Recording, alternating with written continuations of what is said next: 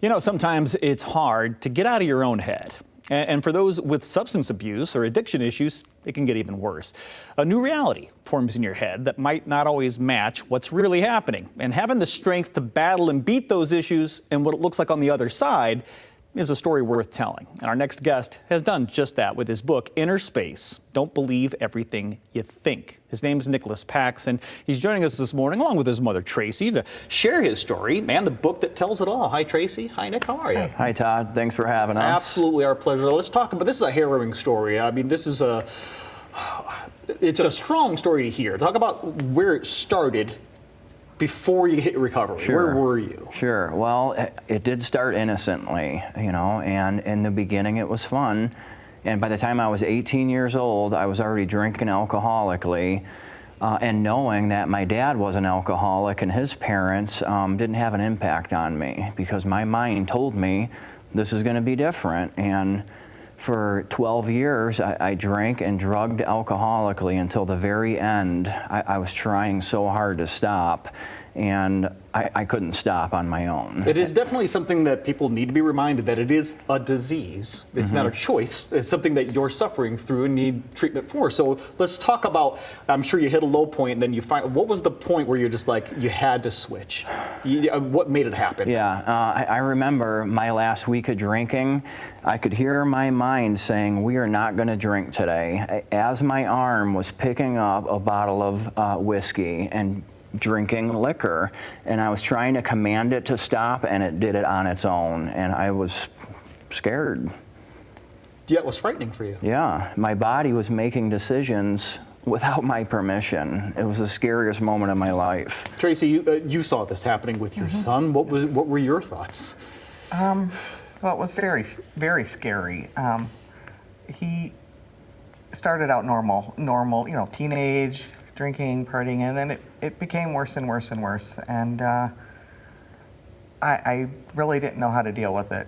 So I tried to get help and how to help him. And basically, people have to want to help themselves. You can't force it on them. And when they want help, then you have to be there to support them and get them the help they need. That teachable moment, I think, is what you're talking about, Tracy, that you can say something over and over again, but until they're having a teachable moment, you're not going to reach them, right? Exactly. Yeah. So let's talk about that moment. You decided to put down this harrowing journey into a book, because after you made that choice, you put your nose in a book. I mean, you did some studying and you really turned it around. Talk about what happened after your recovery. Well, in the end, I knew I had to ignore Nick. Nick was always the problem, and in fact, Nick is still the problem today. And I did a handful of open talks in West Michigan, and after some of these talks, I got great feedback, and they said, Nick, you need to write about your story. This is an amazing journey of transformation, and I hope it gives people hope who read it. So how does it read? Nick, let's talk about the book itself. Is this just a chronological life story?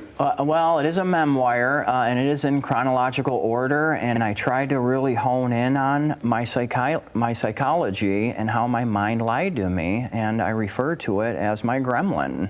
Okay, so what I think we're talking about here, and Tracy, you know this well, neuroplasticity, right? This term that you may not have heard of, before, but now you're very familiar with. Yes. So what exactly does that term mean?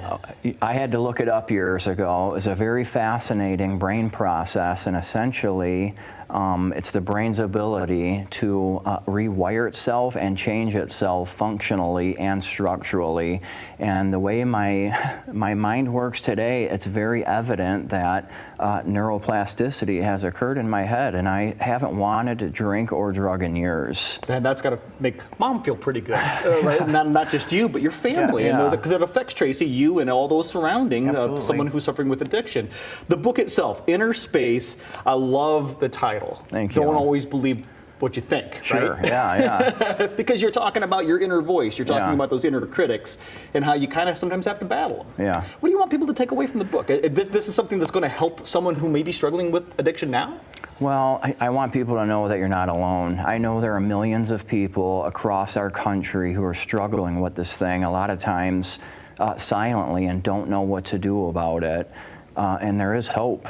You know, if I can come out of this, I know others can too. You just kind of need the right guidance and apply some spiritual principles to your life, and that will trigger that brain change. Well, there could be somebody watching right now who's going through that same day you did, telling their arm to do something that it's not going to do. And they could read this book and it could absolutely change their life. We want to encourage you to give it a read if this is something that might be affecting your life. Again, meet the author, by the way. You could meet Nick and come talk to him about this at Kent District Library in Wyoming on July 2nd. That's a free event at 6 o'clock. We'll make sure we put that online as well. So make sure you check that out. Or follow him, Nicholas Paxson, Paxson.